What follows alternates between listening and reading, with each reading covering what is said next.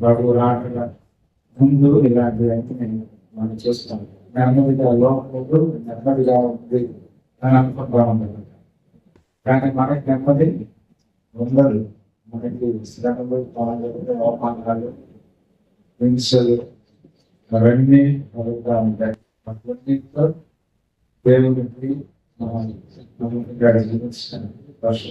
దేవుడు మన మధ్యలో మనలో దేవుడు ప్రార్థించాలని మనం నిత్యము ఆయన సన్నిధిలో మనం కనిపెట్టుకోవడంలో ఉండాలి. కొన్ని నిమిషాలు దేవుని వాక్యం నుంచి ధ్వని మాటలు వాక్యం నుంచి ధ్యానం చేస్తున్నాం. నిర్గమ కాండం 19 నిర్గమ కాండం 19 13, 16, 19 వచ్చినాడు. నేను చదువుతాను. 13, 16, 19 వచ్చినాడు. ఎవరినూ చేతితో దాన్ని ముట్టకూడదు. ముట్టిన వాడు రాళ్లతో కొట్టబడవలని లేక పొడవబడవని. మనుషులు దాన్ని మృగంగాని దొరకకూడదు. దూరధ్వని చేసినప్పుడు వారు పర్వతం వైపుకు దానికి పరామర్శిస్తున్నారు. 3వ నాడు ఉదయమైనప్పుడు ఆ పర్వతం మీద ఉరుము మెరుపులు సాంద్రమైన దూర యొక్క మహాధ్వని కలుగుగా అందరూ వణికిలి పంటలు. ఆ దూర ధ్వని తెరగబడింది. మోషే మాట్లాడుతున్నారు. దేవుడు కంఠస్వరం చేత ఉత్తరము ఇచ్చుతుంది. కామం చేసుకుని ప్రేమలిగి తండ్రి స్తోత్రాలు. ప్రభావం మీ కృపను బట్టి మిమ్మల్ని సూచిస్తున్నాను. మీ సన్నిధిలో మిమ్మల్ని ఆరాధించడానికి దయచేశారు. ఇలాంటి ప్రభావం చేస్తున్నాను. మిమ్మల్ని అందరికీ మీరు జ్ఞాపకం చేస్తున్నాడు. రాలేకపోయిన కుటుంబాలని నేను విశ్వాసుల్ని జ్ఞాపకం చేసుకుంటున్నాను.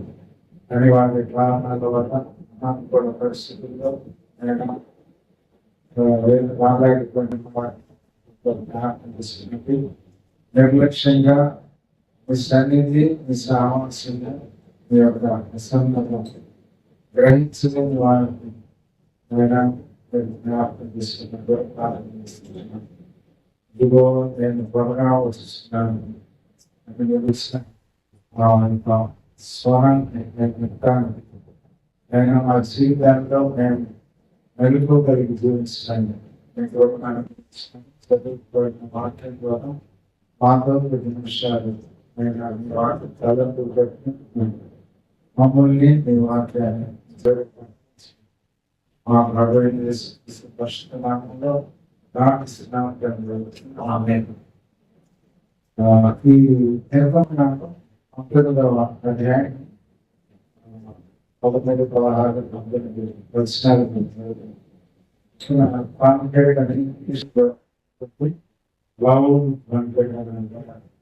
అలాగే తెలుగులో అయితే మహాధ్వని ధ్వని స్వరం ధ్వని అని మనం చూస్తూ ఉంటాం. ఈ 19వ అధ్యాయం 1 వచనాల నుంచి మనం చూస్తే ఇశ్రాయేలీయులకి గుర్తు చేస్తూ ఉంటారు. మోషే దేవుడుగా ఎన్నుకొని 5 బానిసత్వాల నుంచి బయటకు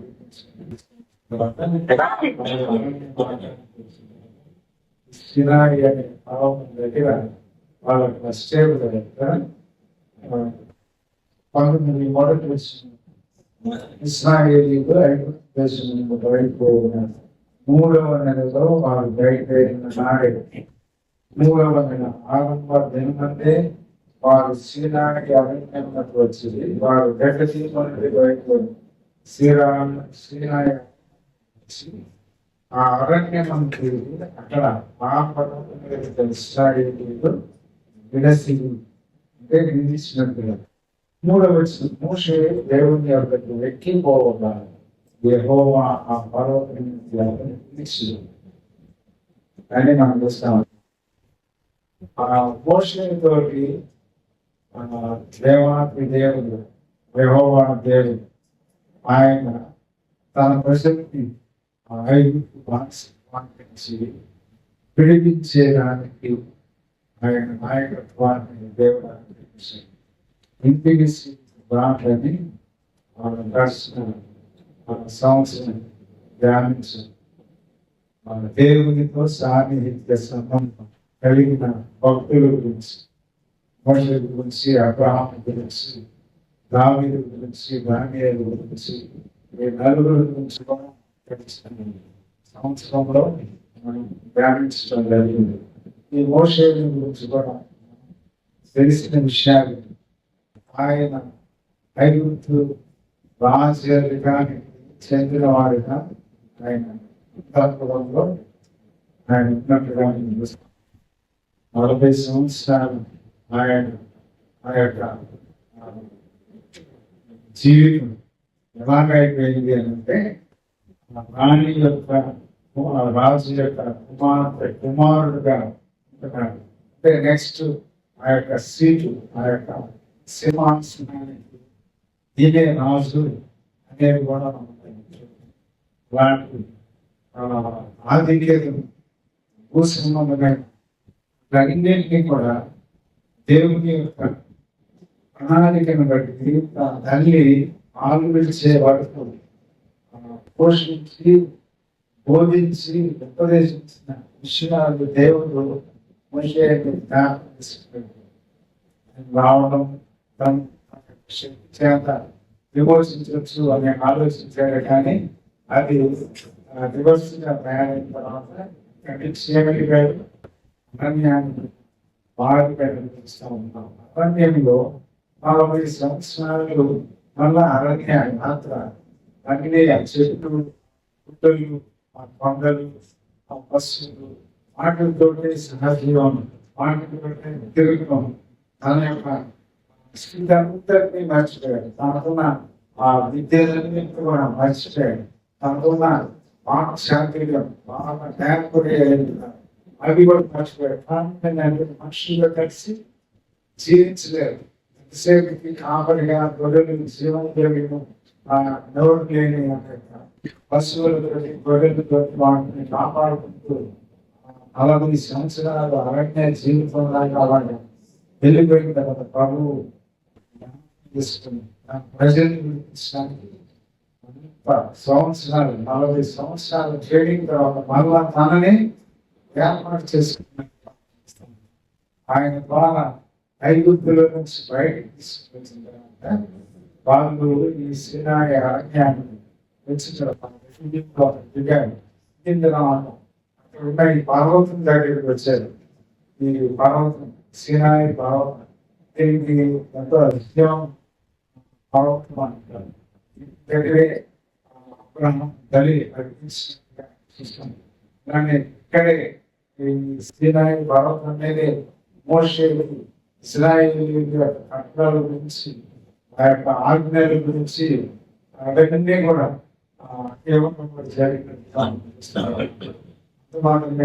ఈ సినాయి పర్వతం మీద మహా ప్రభు దిగి వచ్చి ఆయన ప్రపంచాన్ని 1000 సంవత్సరాలు వేరే గొప్ప దాన్ని కూడా మనం చూస్తాము.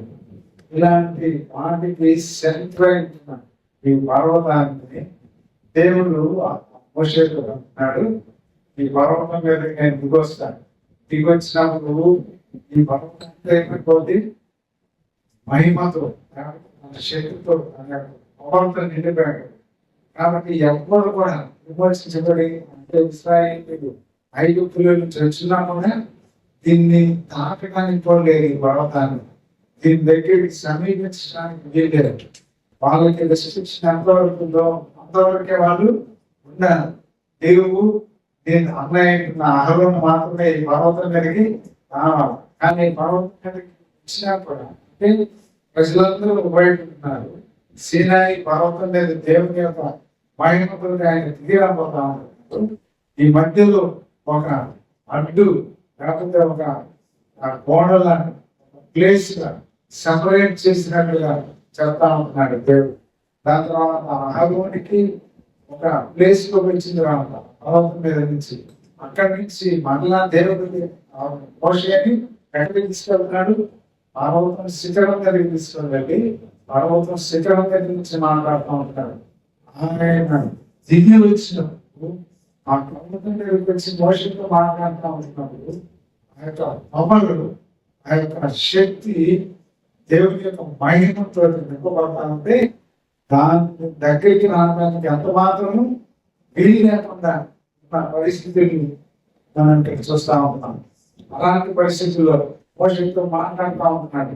మళ్ళా వీళ్ళు వాళ్ళ చేతులు తింటుంటున్నా ఇశ్రాయేలీయులకు నా ప్రజలకు చెప్పు, వాళ్ళు దీన్ని తాకడానికి లేదు, వాళ్ళు దీన్ని సమీపించడానికి లేదు, దీని మీద అడుగు పెడతానికి వీలేదు అన్నట్టుగా చెప్తా ఉంటున్నారు. కారణం ఏంటంటే వాళ్ళు ఇంకా పవిత్రపరచుకోవాలి, వాళ్ళు శుద్ధి చేయబడాలి, వాళ్ళు శుద్ధీకరించబడాలి. కాబట్టి మలినమైన ఇశ్రాయేలీయులు వాళ్ళు పరిశుద్ధ పర్వతం మీదకి నేను దిగి రాబోతా ఉండగా పరిశుద్ధులైన దేవుడైన మనము తాకడానికి సమీపించడానికి అపవిత్రులైన మీరు శుద్ధి చేయబడకుండా సమీపించకూడదు. శుద్ధి చేయబడిన తర్వాత కూడా సమీపించవలసిందే కానీ పర్వతం మీదకి రావడానికి వీలు లేదు. మనం చూస్తా ఉంటున్నాం ఈ విషయాలన్నింటినీ ఈ యొక్క అధ్యయనంలో మనం చూస్తాం. మనం చదువుకున్న ఈ 3 వచనాల్లో దానికి సంబంధించి 13 వచనంలో ఏమంటాడు అంటే మధ్యలో నుంచి మనం చదివితే పూర్వధ్వని చేయనప్పుడు వారు పర్వతం యొద్దకు రావలను. పూర్వధ్వని ట్రంపెట్ ని ఎక్కువగా మిలిటరీస్ లో అలానే ఫోర్సెస్ లో అంటే దళాల్లో పోలీస్ విభాగాల్లో ఇలా ప్రాముఖ్యమైన సైన్యంలో వాటిలో ఈ యొక్క పూర్వధ్వనికి ఇండికేషన్స్ ఉంటాయి. ఒక వాయిస్ సౌండ్ చేస్తే వాళ్ళు ఎక్కడికి రావాలా, ఒక వాయిస్ సౌండ్ పూర్వధ్వని చేస్తే వాళ్ళు అలర్ట్ అవ్వాలా, ఇంకొక సౌండ్ చేస్తే వాళ్ళు సిద్ధంగా ఉండాలా, వాళ్ళు యుద్ధానికి సిద్ధంగా ఉండాలి. ఇలాంటి రకరకాల ట్రంపెట్ సౌండ్ బట్టి వాళ్ళు ఎలా ఉండాలా, ఎలా చేయాలా, వాళ్ళ పరిస్థితులు ఇండికేషన్ లో ఉంటాయి. అలానే ఈ పూర్వధ్వని వెనుకొన్నప్పుడు ఏం చేయాలంటే వాళ్ళు ఆ పాలెంలో నుంచి వాళ్ళు ఎక్కడ పురాణంలో దిగున్నారో అక్కడి నుంచి ఈ పర్వతం దగ్గరికి రావాలి. పర్వతాన్ని అయితే ముట్టకూడదు, తాగకూడదు, ఆ ఏరియాకి రావాలి. పర్వతం దగ్గరికి వచ్చి నిలబడాలి. నిలబడి ఆ సౌండ్ని బట్టి నిలబడి మోషే ద్వారా దేవుడు సెలవించింది. మోషే తీసుకుని వచ్చి మళ్ళీ ఏం చేస్తారు వాళ్ళకి, మళ్ళా వాళ్ళకి చెప్తాడు. దేవుడు ఏదైతే చెప్పాడో దానిని మళ్ళా మోషే ద్వారా తన పరిస్థితి చెప్పడానికి ఆయన ఇష్టపడేవాడుగా వచ్చాడు. అలానే పలానా విషయంలో కూడా ఆయన ఏమంటారంటే మౌడు అన్నాడు. ఉదయమైనప్పుడు ఆ పర్వతం మీద గురుకులు మెరుపులు సాంద్ర మేఘం ఊర యొక్క మహాధ్వని కలుగగా పాలెంలోని ప్రజలందరూ పనికి మామూలుగా ఫస్ట్ ట్రంపెట్ సౌండ్ ఇది మామూలు నాచురల్ సౌండ్ అది ఇండికేషన్ ఆఫ్ కాలింగ్ అన్నమాట. వాళ్ళందరినీ పర్వతం దగ్గరికి పిలవడానికి. రెండవ సౌండ్ ఎలా ఉంది అంటే ఆయన ఎలాంటి శక్తులు వచ్చేది అనేది మనం ప్రధాన వచ్చిలో చేస్తే 3వ దినమందు ఉదయమైనప్పుడు ఆ పర్వతం మీద ఉరుములు మెరుపులు సాంద్ర మేఘము ఊర యొక్క మహాధ్వని కలుగగా పాలెంలోని ప్రజలందరూ వణికిపోయారు. కారణం ఏంటంటే దేవుడి యొక్క శక్తి, దేవుడి మహిమ ఆ యొక్క సినాయి పర్వతం మీద దిగి వచ్చింది. ఆ దిగి వచ్చిన ఆ సమయాన్ని బట్టి వాళ్ళకి సమీపించడానికి కాదు కదా, వాళ్ళు బాధల్లో ఉంటుండగానే ఆ సౌండ్కి భయపడిపోయారు. వాళ్ళు వణిగారు. దేవుడి యొక్క శక్తి వాళ్ళ మధ్యలోకి వచ్చింది అంటే పాత నిబంధనలో పౌరుషం కలిగిన దేవుడు. ఆయన అగ్ని జ్వాలల వంటి కన్నులు కలిగిన వాడు. ఆయన మహా సైన్యులకు అధిపతి అయిన దేవుడు. అలాంటి గొప్ప దేవుని యొక్క ఆ ప్రసన్నత లేకపోతే ప్రజెన్స్ వచ్చేటప్పటికి ఆ శబ్దానికి మానవుడు ఎవరు కూడా పరిస్థితులు లేవు. దాని ద్వారా 19వ వచనంలో కూడా మనం చూస్తే ఆ బూర ధ్వని అంతకంతకు బిగ్గరగా మ్రోగము మోషే మాట్లాడుతున్న దేవుడు కంఠ స్వరం చేత అతనికి ఉత్తరం ఇచ్చుచుండెను. ఇది జరిగిన తర్వాత ఈ 3వ ఇన్సిడెంట్, ఈ బూర ధ్వని అంతకంతకు పెరుగుతా ఉంది. దాని యొక్క శబ్దం, బూర ధ్వని శబ్దం పెరుగుతా ఉంటే ఆ సిచ్యువేషన్ ఎలా ఉంటుంది అంటే కింద ప్రజలకి ఏమో భయం కలుగుతుంది, కానీ ఆ భయం వాళ్ళకి ఆ సౌండ్ పడుతుంది. కానీ మోషే అయితే ముఖాముఖిగా దేవుడితో మాట్లాడుతూ ఉంటున్నాడు. దేవుడితో మాట్లాడుతుంటే దేవుడు తన కంఠస్వరం ద్వారా ఆయనకి చెప్తా విషయాన్ని. ఎంత ఇన్సిడెంట్ కనుక గుర్తు చేసుకుంటే ఒక మహానుభుడికి, ఒక దేవుడి ఆరాధన చేసుకున్న వ్యక్తికి ఆయన అనాయింటింగ్ చేసి ఆయన బలపరిచి ఆయన ఎన్నుకొని ఒక లీడర్ గా చేసుకొని ఆయన నడిపించడానికి చేసుకున్న తర్వాత ఆయనకి కలిగిన శక్తి లేకపోతే ఆ యొక్క పరిశుద్ధత దేవుణ్ణి సమీపించడానికి ఎవరికి వీలు లేని పరిస్థితులు.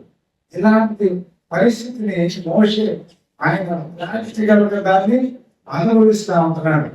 19వ వచనాన్ని ధ్యానం చేస్తే ఎంత గొప్పగా ఉందో చూడండి. అంతకంతకు దగ్గరగా దొరుకుతా ఉంటే మోషే మాట్లాడుతుండగా దేవుడు కంఠస్వరం చేత అతనికి ఉత్తరమిస్తా ఉంటున్నాడు.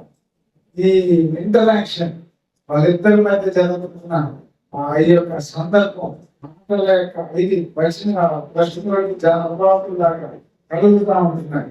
ఇలాంటిదంతా అయిపోయిన తర్వాత ఆయన యెహోవా సీనాయి పర్వతం మీదకి అనగా ఆ పర్వతం శిఖరం మీద దిగి వచ్చాను.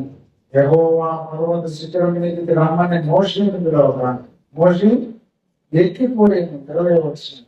అప్పుడు యెహోవా ప్రజలు చూచుటకు యెహోవా యొద్దకు అగ్ని నీళ్లు వచ్చి వారిలో అనేకులు నశించుకుంటున్నట్లు నీవు దిగిపోయి వారికి ఖండితంగా ఆజ్ఞాపించు, మరియు యెహోవా వారి మీద పడకుంటున్నట్లు యెహోవా యొక్క చేరు యాచించుతాము కానీ పరిశుద్ధ కలుసుకున్న మోషేతో చెప్పగా మోషే యెహోవాతో ప్రజలు సీనాయి పర్వతం ఎక్కలేదు, నీవు పర్వతములకు నేలను ఏర్పరిచి దాన్ని పరిశుద్ధ పరచవలనని మాకు ఖండితముగా ఆజ్ఞాపించబడింది. అందుకు యెహోవా నీవు దిగివేయము, నీవును నీతో ఆరోగ్యము ఎట్టి రావాలి. అయితే యెహోవా వారి మీద పడకుండానట్లు యాజకులను ప్రజలను ఆయన వద్దకు వచ్చుటకు నేరకూడదు, అయినా ఆయన వారి మీద పడునేమో అని అతనితో చెప్పారు. మోషే ప్రజల వారితో చెప్పాను. ఎంత ఇన్స్ట్రక్షన్, సీరియస్ ఇన్స్ట్రక్షన్స్ ఇచ్చేసి వచ్చిన తర్వాత అప్పుడు దేవుడు 20వ అధ్యాయంలో మనం చూస్తాం. ఆయన ఏమైతే చెప్పాలనుకుంటున్నాడో, ఏమైతే ఉపదేశించాలనుకుంటున్నాడో ఈ 20వ అధ్యాయంలో దేవుడు 10 ఆజ్ఞలు అని మనం చదువుతా ఉంటాం కదా. ఇక్కడ స్టార్ట్ అవుతుంది. 1వ వచనంలో మనం చూస్తే 20వ అధ్యాయంలో 2వ వచనం, నీ దేవుడినైన యెహోవాను నేనే దాసులకు అమ్మైన ఐగుప్తులో నుండి నిన్ను వెలుపలికి రప్పించి దేవుడు నీకు ఉండకూడదు. ఆయన ఆకాశం ఉందే కాని క్రింది భూమి అందే కాని భూమి క్రింద నేల అందే కాని ఇందు దేవుని రూపమునైనను విగ్రహమునైనను నీవు చేసి కొనకూడదు, వాటికి సాగిల పడకూడదు, వాటిని పూజింపకూడదు. ఏదైనా కానీ దేవుడినైనా యెహోవాను నేను రోషం కలిగిన దేవుడును అని అంటా ఉన్నాను. ఇంకా మిగతా ఆజ్ఞలన్నింటినీ కింద మనం 20వ అధ్యాయంలో చూస్తాం. ఈ 2వ వచనంలో 20వ అధ్యాయం 2వ వచనంలో ఆయన మాట్లాడుకుని మొదలు పెట్టాడు. ఏంటి ఆ ధ్వనిలో నుంచి దేవుడు మాట్లాడుతుంది అని అంటే, మోషేకు ఏంటి ఆజ్ఞలు ఇస్తున్నాడు అని అంటే, ప్రజలందరూ ఏం చేయాలి, ఎలాగ నడుచుకోవాలి, ఎలాగ జీవించాలి అనే విషయాల్లో మొట్టమొదటిది ప్రధానమైనది ఏంటి వారికి ఆజ్ఞ అంటే నీ దేవుడైన యెహోవాను నేనే, నేను తప్ప వేరొక దేవుడు నీకు ఉండకూడదు. ఎక్కడ?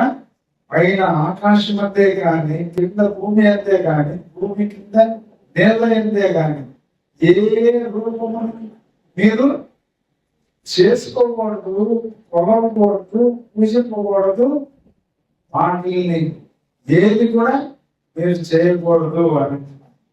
ఇంత పరిశుద్ధుడైన దేవుడు, ఇంత గొప్ప దేవుడు ఇశ్రాయేలుని పాపపు దాసత్వం నుంచి, ఐగుప్తుల నుంచి విడిపించడానికి ఆయనే పర్వతం మీదకి దిగొచ్చి ఆయన మాట్లాడి ఆయన ఇచ్చిన ఈ ఆజ్ఞలన్నింటినీ ఇవన్నీ మనం చూస్తూ ఉంటున్నాం. అలానే మనం నూతన నిబంధనలో ప్రభు దగ్గర కూడా మనం వచ్చినట్లయితే ఈ మానవుల్ని, ఇశ్రాయేలుని, తన ప్రజల్ని విడిపించడానికి ఎన్ని రెస్ట్రిక్షన్స్, ఎన్ని నియమ నిబంధనలు, ఎన్ని ఆజ్ఞలు, వాటిలన్నింటినీ ధర్మశాస్త్రాన్ని మోషే ద్వారా ఇవ్వబడితే ఆ మోషే ధర్మశాస్త్రాన్ని తర్వాత కాలంలో వాళ్ళు ఏం చేశారంటే మీరే రాజుల దగ్గరికి వచ్చేటప్పటికి ఎంత ఘోరమైన పరిస్థితిలో వాళ్ళలో రాజులు, మాకు రాజు కావాలా, న్యాయాధిపతులు మాకు అక్కర్లేదు అలాగా రాజులు ఇస్తే ఒక రాజు దేవుణ్ణి భయం కలిగి దేవుల్లో జీవిస్తామంటే వారికి పుట్టిన ఇంకొక రాజు అదే విషయాలన్నీ చూస్తున్నాను. తర్వాత రాజు ఏమనుకుంటున్నాడు అంటే ఏదైతే చేయకూడదు, ఏ ధర్మశాస్త్రంలో వీటినైతే ప్రతిష్ఠించకూడదు, వీటినైతే ప్రతిష్ఠించుకోకూడదు, వీటినైతే కొనకూడదు, నేనే దేవుణ్ణి, నేనే విమోచించిన వాడిని, నేనే మిమ్మల్ని దాసత్వ వాడిని ఐగుప్తుల నుంచి విడిపించిన వాడిని అని చెబుతా ఉంటే వీళ్ళు ఏం చేస్తున్నారు? మళ్ళా రాజులు మళ్ళా యెరూషలేములో, దేవాలయంలో, లేకపోతే ఆ యొక్క పట్టణంలో మళ్ళా విగ్రహాన్ని ప్రతిష్ఠించడం జరుగుతూ ఉంటుంది. దేవుడి యొక్క ఉగ్రతకు లోనైపోయారు, దేవుని యొక్క కోపానికి లోనైపోయారు. అలా లోనైపోయి మళ్ళా ఏమైపోయారు? మళ్ళా దాసత్వంలోని బబులో చెరలోకి వెళ్ళారు. ఇలాగ పాత నిబంధనలు దేవుడు తన ప్రజల్ని విమోచిస్తూ, వాళ్ళు దారి తప్పిపోతే మళ్ళా శిక్షిస్తూ, మళ్ళా వాళ్ళని సరిచేస్తా వాళ్ళని అలాగే తీసుకుని వస్తా ఉన్నాడే కానీ ఎక్కడ కూడా వాళ్ళకి పరిగణించి సొల్యూషన్ దొరకట్లేదు. అందుకని లాస్ట్ టైం ఆరాధనలో మాట్లాడుకున్నాం కదా, మొదటి నిబంధనలో వాళ్ళు ఏంటి విడవడానికి అవకాశం ఉండలేదు. మొదటి నిబంధన ఏంటి? ధర్మశాస్త్రం. పాత నిబంధన అక్షరాచారాలు, వాటన్నిటిని వాళ్ళు ఇశ్రాయేలీయులు పాటిస్తా ఉన్నా కూడా వారి యొక్క పాపం మళ్ళా వారికి దోషారోపణ చేస్తా ఉంటుంది, మళ్ళా బలి అర్పించాల్సి వస్తా ఉంటుంది. దేవుని యొక్క వాక్యానికి లోబడి మళ్ళా చేసిన మళ్ళా లోపంలోకి వెళ్ళిపోయి దేవునికి విరోధంగా జీవిస్తా ఉంటున్న పరిస్థితి. వారు అలాగా జీవిస్తా ఉంటే దేవాది దేవుడు ప్రియ కుమారుడుగా మన ప్రభువైన యేసుక్రీస్తుగా లోకంలోనికి ఆయన వచ్చాడు. అందుకని అంటాడు కదా, ఇదిగో లోక పాపమును మోసుకొని పోవు దేవుని గొర్రె పిల్ల. దేవాది దేవుని యొక్క స్వరం, ఆ యొక్క ధ్వని ఏదని వచ్చింది అని అంటే మిమ్మల్ని శిక్షించడానికి కాదు నేను వస్తా ఉంటుంది, మిమ్మల్ని క్షమించడానికి వస్తా ఉంటుంది. నా ప్రియ కుమారుడిని, నా యొక్క ఏకైక కుమారుడు, జనదైక కుమారుడు లోకానికి మీ దగ్గరికి పంపిస్తా ఉన్నాను. ఆయన ద్వారా మీకు రక్షణ విమోచన కలుగజేస్తా ఉన్నాను. పాత నిబంధన ద్వారా ఏదైతే సాధ్యం కావలేదో దానిని నేను నా నిబంధనను స్థిరపరిచి నూతన నిబంధన శాశ్వత నిబంధనగా చేసి దాని ద్వారా మీకు విమోచన అనుగ్రహిస్తానని అన్నాను. కాబట్టి రక్షించబడిన మనం దేవుని యొక్క వాక్య ధ్వని, దేవుని యొక్క స్వరానికి లోబడి పాప జీవితాన్ని నుంచి విడిపించబడి ఇశ్రాయేలు పరిశుద్ధపరచబడినట్లుగా మనం కూడా దేవుని వాక్యం ద్వారా, క్రీస్తు రక్తం ద్వారా విమోచించబడి పరిశుద్ధపరచబడతాం. అందుకనే అంటాడు మనం ఎలాంటి వాడము అంటే పరిశుద్ధపరచబడిన వారము అని అంటాడు కదా.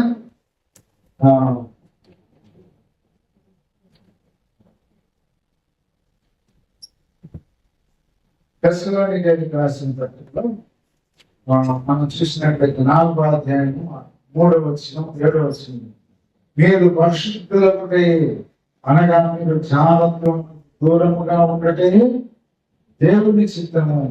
పరిశుద్ధులప్పటికే దేవుడు మనకు పిలిచిన దాన్ని అపవిత్రులుగా ఉండటకు మనల్ని పిలువలేదు అని అంటాడు. అలానే పేతురు రాసిన పత్రికలో కూడా అపోస్తలుడైన పేతురు ఆయన కూడా గుర్తు చేస్తా ఉంటున్నాడు. పేతురు రాసిన మొదటి పత్రిక 1వ అధ్యాయం 14వ వచనంలో కూడా అంటాడు, నేను పరిశుద్ధులై ఉన్నాను కనుక మీరును పరిశుద్ధులై ఉండండి. మనల్ని కూడా పరిశుద్ధులుగా చేశారు. ఆయన పరిశుద్ధులు మనల్ని పరిశుద్ధులుగా చేశారు. ఆయన దేవాంతి దేవుడు ఆయన కుమారుడుగా మనం చేస్తున్నాడు. ఆయన రాజ్యం, శాశ్వత రాజ్యం, నిత్య రాజ్యానికి మనల్ని యోగ్యులుగా చేశాడు.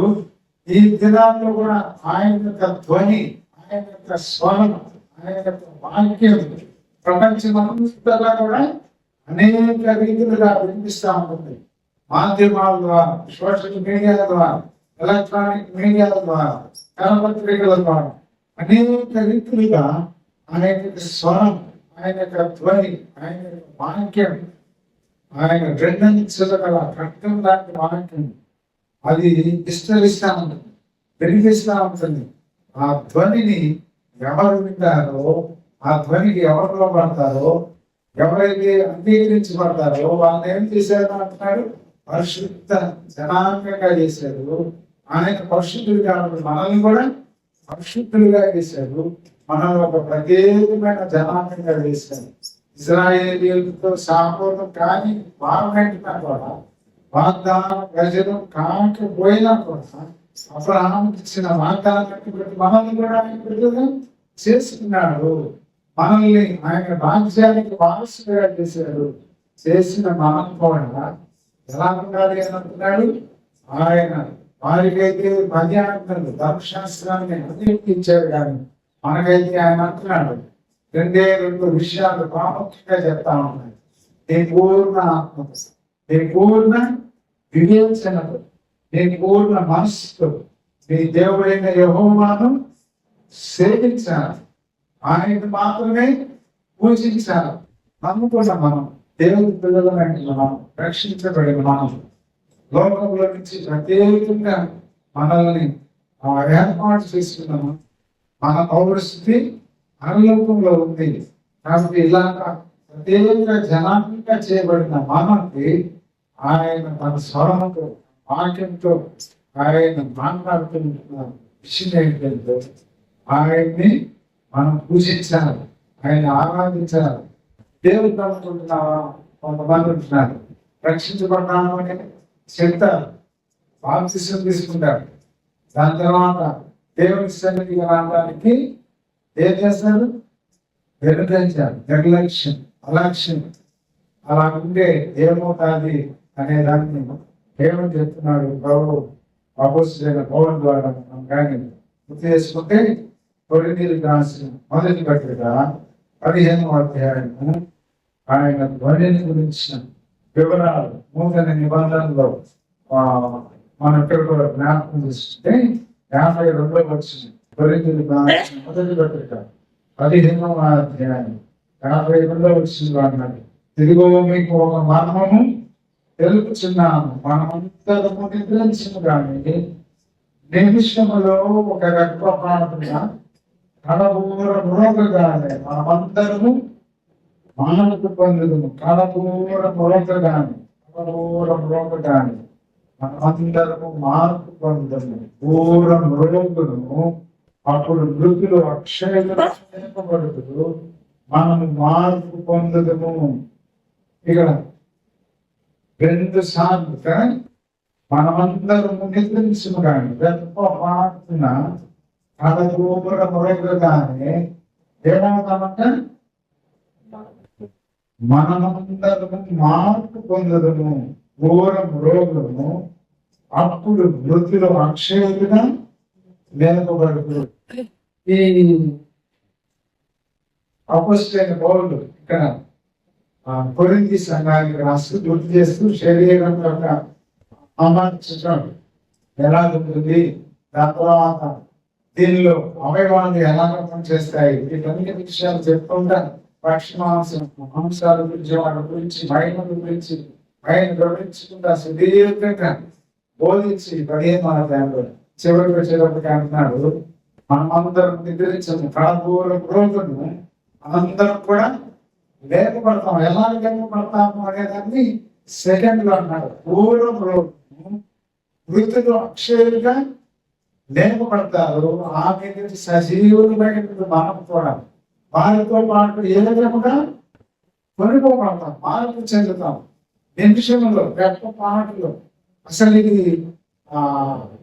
మనం ఊహించడానికి లేకపోతే అర్థం చేసుకోవడానికి కూడా ఎంత గొప్ప విషయమో ఇన్సిడెంట్ మనం చూస్తే అది ఎప్పుడు జరుగుతుందో మనకు తెలియదు. కానీ ప్రభు రాకడ ఎప్పుడు వస్తుందో తెలియదు. కానీ ఆయన రాకడకు సూచనలన్నింటినీ కూడా మనం పంపిస్తున్నామంత 24-25 అధ్యాయంలో తన శిష్యులకి ఆయన చెప్తూ ఉంటున్న విషయాలు మనం చూస్తాం. అంత మాత్రమే కాదు, పేదలు భక్తులు కూడా చేస్తా ఉంటాం. చివరి దినాలు ఎలా ఉంటాయి అలానే అపొస్తలుడైన పౌలు తిమోతితో కూడా చేస్తా ఉంటాం. వీటన్నిటికీ మనం ఈ సిచ్యువేషన్ లో ఉన్న మనం అదంతా అందుకని అంటే వసంత కాలం వస్తా ఉంటుంది అని అంటే మనం ఏం చేయాలంట, ఆవులు పోయి మళ్ళా చిగురిస్తూ ఉంటుంది. అది వసంత కాలం అలానే ఉంటుంది. కాబట్టి ఈ యొక్క భయంకరమైన సిచ్యువేషన్స్ అన్ని మనం చూస్తూ ఉంటున్నాము అంటే యుద్ధాలు కదా, మాటలో మనం చదువుకున్నాం, కరువులు, భూకంపాలు, దాని తర్వాత దేశం మీదకి దేశాలు. వాస్తవంగా అయితే ఏం చేయాలా, యుద్ధం చేయాలి అంటే రాష్ట్రులకి ఉన్న నైతికత ఏంటంటే వాళ్ళు డిక్లేర్ చేయాలి, నేను రెడీనా అని చెప్పుకొని ఇద్దరు రెడీ అనుకున్న తర్వాత యుద్ధానికి ముందుకు వెళ్ళాలి. ఎవరి యొక్క సామర్థ్యాన్ని బట్టి, ఎవరి యొక్క కెపాసిటీని బట్టి వాళ్ళు ఎదుటి వారిని జయించి ఆ రాజ్యాన్ని స్వాధీనపరుచుకుంటారు. ఇప్పుడు అలాగా దేవుడు ఎలా ఉంటుందంటే దేవుడు తెలియని పరిస్థితుల్లో సడన్ అటాక్స్ అవుతుంటుంది. అన్మిస్టేక్స్ అంటారు. అంటే దేవుడికి తెలియకుండా అమాయకంగా మాకు బాగుంది, నెమ్మది ఉంది అనుకుంటున్న సిచ్యువేషన్స్ లో సడన్ గా ఆ దేశం మీద, ఆ పట్టణం మీద, ఆ గ్రామం మీద, ఆ బిల్డింగ్స్ మీద సడన్ గా బాంబులు పేర్కొతా ఉంటాయి. వాళ్ళు ఊహించలేరు ఎన్ని మరణాలు. వీటన్నిటి కారణం ఏంటంటే చెప్పకుండానే వస్తా ఉంటుంది. అందుకని ప్రభు కూడా అంటారు, అనుకోని గడియల్లో ఆయన వచ్చిన, అనుకోని గడియల్లో ఆయన వస్తాడు. అనుకున్న తర్వాత వస్తే మనం అన్ని పెట్టి రెడీ కొట్టాలి.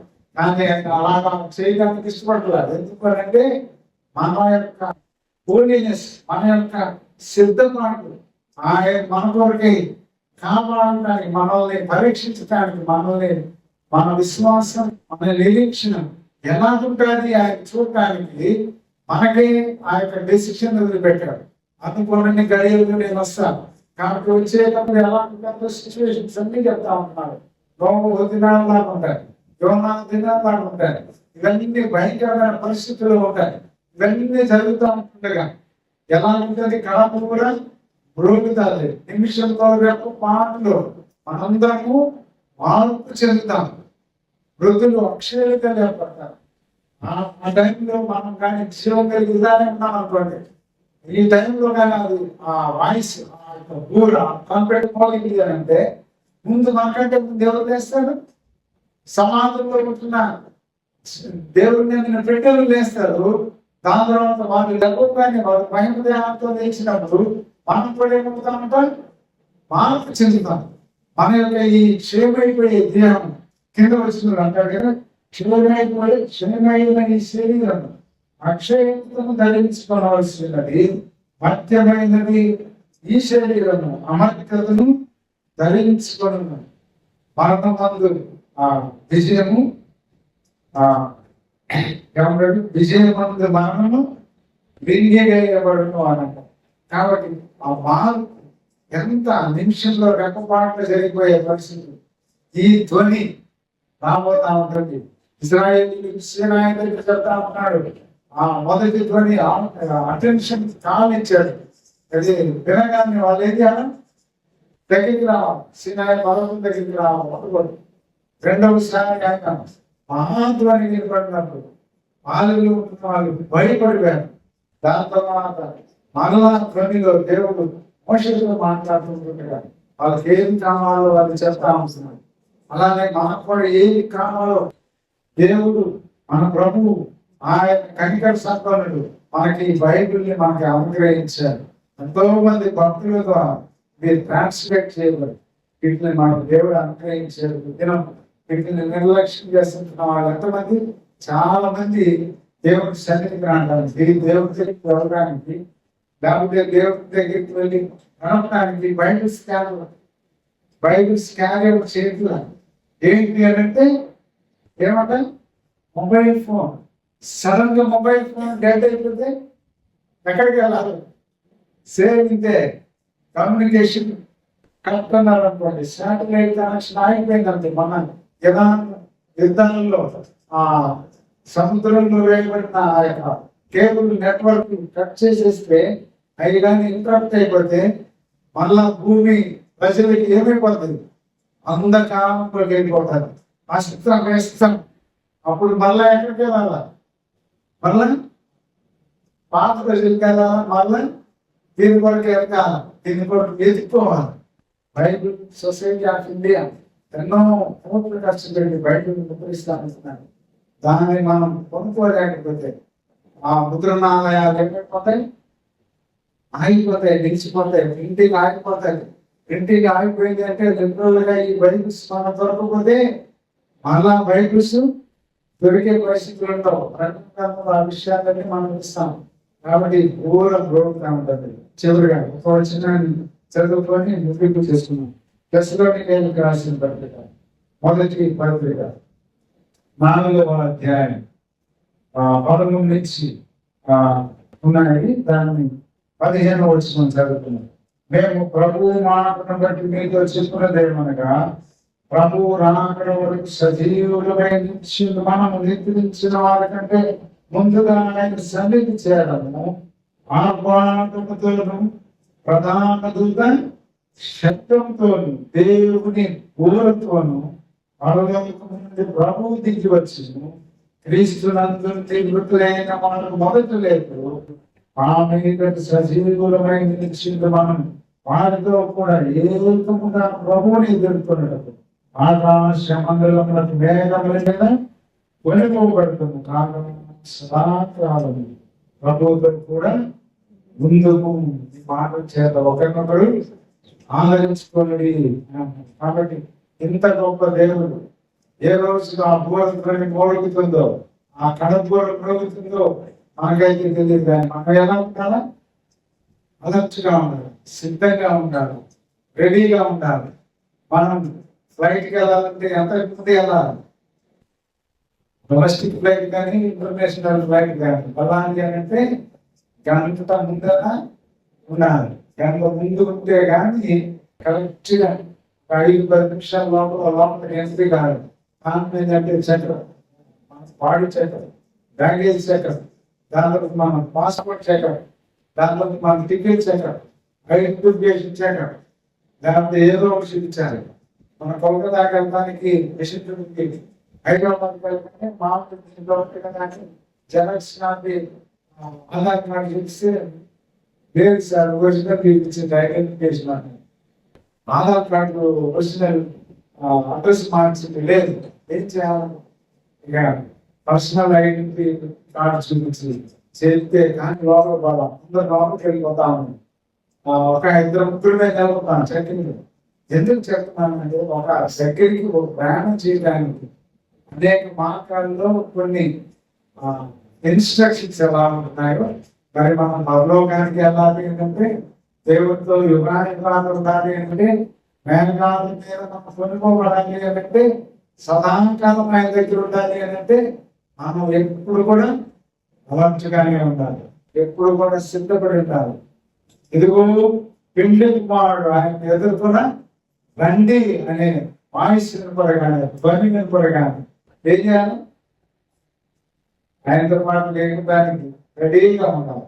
రెడీగా లేకపోతే విడిచిపెట్టకూడదంటే ఇక దానికంటే ఘోరమైన మా జీవితంలో రమ్మన్నా రాదు, కావాలనుకున్నా రాదు.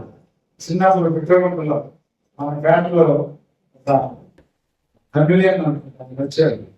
ఆ పాట దొరకట్లేదు ఎక్కడ కూడా. లేదు అదృశ్యమైది విని దేవుని గూఢధ్వని అని ఆ పాట పాడుతూ ఆకాశంలో విమానాలు పైలట్లు ప్రయాణిస్తూ ఉంటుండగా ఒకరు కొనుక్కోబడి ఒకరు విడిచిపెట్టబడి విమానం ఏమైపోతుంది అన్నాడు. అలాగే ప్రయాణంలో డ్రైవర్లు ఎత్తబడగా ఆ వెహికల్ ఏమైపోతుంది, అలానే వెహికల్స్ లో, ట్రైన్స్ లో, వాహనాల్లో నమ్మిన బిడ్డ ఎత్తబడగా ఏమైపోద్ది అన్నట్టు. ఒకళ్ళు విడిచిపెట్టగా ఏమైపోతుంది. అసలు ఆ వాహనాలు వింటే ఆవుల కాలంలో సాగపడ్డాడు పెద్దాన్ని. అలాంటి పరిస్థితుల్లో మనం ఉన్నాం. అలాంటి సందర్భం జీవితంలో మనం ఉన్నాం. ఎప్పుడు వస్తారో మనకు తెలియదు, ఎప్పుడు మనం విడిచిపెడతామో తెలియదు. ప్రభు రావడం వరకే కాదు, మన ఈ లోకంలో మనకి టికెట్ ఇస్తాడో తెలియదు. చూస్తా ఉండగానే టికెట్ తీసుకుని వెళ్ళిపోతా ఉంటున్నాడు. దేవుడు నమ్ముకోకుండా టికెట్ చించి వేయబడతా ఉంటుంది. దేవుడు నమ్ముకున్న వాళ్ళు టికెట్ తీసుకుని వెళ్ళిపోతే ప్రభు దగ్గరికి వెళ్తా ఉంటారు. కానీ రక్షించబడకపోతే టికెట్ ఇస్తే ఏమైపోతాయి జీవితం? ఘోరం, నిర్లక్ష్యం, అలక్ష్యం. ఆ ధ్వని మనకి పర్సనల్ ధ్వని మనకి మోగితే అయిపోతాం. లేకపోతే దేవుని రాకడ ధ్వని మోగితే అప్పుడు సజీవమైన మనం మార్పు చెంది ఆయన దగ్గరికి వెళ్తాం. కాబట్టి సినాయి దగ్గర ఆయన మోషే ద్వారా వారికి ధర్మశాస్త్రాన్ని అనుగ్రహించి వారిని జీవించడానికి ఇచ్చాడు. కానీ వారు బ్రతకపోవడం మన జీవితంలో కూడా యేసు ప్రభు రక్తం కలగబడ్డాం. దేవుని బిడ్డగా అయ్యాం. కొన్నిసార్లు మనం కూడా ఏమైపోతా ఉంటున్నాం? చనిపోతా ఉంటున్నాం, నిర్లక్ష్యంగా ఉంటా ఉంటున్నాం. కొన్నిసార్లు నిద్రమత్తులుగా ఉంటున్నాం యోనాలు. కొన్నిసార్లు తిండి మత్తులుగా ఉంటున్నాం యేసావుగా. కొన్నిసార్లు మనం కూడా పొడిగి నిద్రించే వాళ్ళగా ఉంటున్నాం. ఇలాంటిది మన ఆత్మీయ జీవితంలో ఉండకూడదు. అంటే అలా ఉంటే నష్టం ఎవరికి అంటే వ్యక్తిగతంగా మనకే. కాబట్టి ఇలాంటి ఐడియల్ వర్షిప్ వాళ్ళు చేయగలరు. కానీ మనం కూడా కొన్ని పరిస్థితుల్లో ఇలాంటివి మన జీవితంలో దేవుని కంటే కొన్నింటి ఎక్కువగా ప్రాధాన్యత ఇచ్చే పరిస్థితుల్లో మనం ఉంటున్నాం. దేవుని కంటే ఎక్కువగా మనం ఎవరికి ప్రాధాన్యత ఇవ్వనక్కర్లేదు అని దేవుడి మాత్రం సెలవిస్తా ఉంటుంది. కాబట్టి దేవునికి మొదటి ప్రాధాన్యత, తర్వాత కుటుంబానికి, మనకి శరీరానికి ప్రాధాన్యత. దేవుని వాక్యంలో కుటుంబానికి ఎంత ప్రాధాన్యత ఉంటుందో అంతకంటే దేవుని విషయంలో కూడా దేవుని యొక్క చిత్తానికి మన జీవితంలో ఆటంకంగా ఏది కూడా ఉండకూడదు. కాబట్టి ప్రతిసారి ప్రోగ్రామే ఉంటుంది. మెల్లని స్వరం మీడియా ద్వారా, యూట్యూబ్ ద్వారా పెద్దలు ఈ మధ్యకాలంలో ప్రకటన గ్రంథం మీద వరుసగా చిన్న చిన్న క్లిప్లు పంపిస్తా ఉంటున్నాడు. ఈ ధ్వని దాంట్లో మన ఏంటి అంటే స్వచ్ఛమైన నీరు ఉంటుంది, కలుషితమైన నీరు ఉంటుంది, ఉప్పు నీరు ఉంటుంది, మంచి నీరు ఉంటుంది. ఈ రెండు కూడా నీళ్ళే. వాటిని ఆ నీళ్ళని ఎలా తెలుసుకుంటాం? టేస్ట్ ఇస్తూ తెలుస్తారు. ఉప్పు నీళ్ళ, మంచి నీళ్ళ, అవి మనం తీసుకునేదానికి సరిపోయే నీళ్ళ, లేకపోతే డైజెషన్ చేసుకోకుండా విడిచిపెట్టే నీళ్ళ. దేవుని వాక్యాన్ని బోధించే పరిస్థితుల్లో కూడా ఈ దినాల్లో అబద్ధ బోధకులు బయలుదేరుతా ఉన్నారు. అబద్ధ ప్రవక్తలు ఉన్నారు. ఆదిన బంధువులు ఇప్పుడు అబద్ధ బోధకులు, కలిపి చేరుకునే బోధకులు, ఆ కల్పనాన్ని కథలు చెప్పేది. అసలు అది చెప్తామంటే ఎంత ఇష్టమో అసలు చెవి వేసుకొని ఇంకా అన్నింటినీ మర్చిపోయింటారు. అంతే కదా. నిన్న సహోదరులు చెప్పుకొచ్చేస్తాను వ్యక్తిగత సాక్ష్యం. దేవుని వాక్యం చెప్పమంటే వాక్యాన్ని తీసుకొని మొత్తం మీద వెళ్ళిపోయాను ప్రార్థన ఏంటి మాస్టర్ గారు అంటే దాని తర్వాత నెక్స్ట్ వీక్ ఎపిసోడ్ అంతా అతనే కానీ ఎందుకు చెప్తున్నానంటే అపార్థ బాగుంది కలిపి చేసేది బాగున్నది త్వరద చెవులు అందుకనే జాగ్రత్త అంత్య దినంలో ఆశలు ఎక్కువ వస్తారు త్వరద చెవులు మనుష్యులు కథ వైపు తిరిగిపోతారు మనుషులు అంటే లోకంలో పొందకాంతులు దేవుళ్ళు ఉంటున్న వాళ్ళే అన్ని ఒకటే అని వెళ్ళిపోయి చెడు వార్తలకి లోనైపోయి వాటిలోనికి ట్రాన్స్ఫర్ వెళ్ళిపోతున్న పరిస్థితుల్లో ఉండాలన్నారు జాగ్రత్తగా ఉండాలి దేవుడి వాక్యాన్ని మనం పర్సనల్ గా మెడిటేట్ చేయాలి ధ్యానం చేయాలి దాని తర్వాత ఆరోగ్యకరమైన బోధను మనం యాక్సెప్ట్ చేయాలి అంతేగాని మీరు ఎన్ని మంచి అని అనుకున్నామంటే దేవుడి వాక్యం అంతా బాగా అనుకుంటే ఆ వాక్యం కూడా ఇంకా మనం దగ్గరికి తీసుకుని వెళ్ళిపోతాం కాబట్టి ఆ జాగ్రత్త కలిగి ఉందాం ఆ పూర్వధ్వని రోగేటప్పటికి మనం సిద్ధంగా ఉన్నాం ప్రభు రాకుండా ఎతబడే సంఘంలో మనం చేర్చబడే వాళ్ళగా ఉందాం ప్రతి దినం దేవునితో ఇంటిమెసీ కలిగి దేవుని దగ్గర మనం ఆయన వాక్యంలో ప్రాంతంలో గడిపే వాళ్ళ వాళ్ళని సిద్ధపడి చేస్తూ ఎదురు చూసేవాళ్ళగా ఉందాం అలాంటి కృప పరిశుద్ధ దేవుడు మనకి అనుగ్రహిస్తుంది.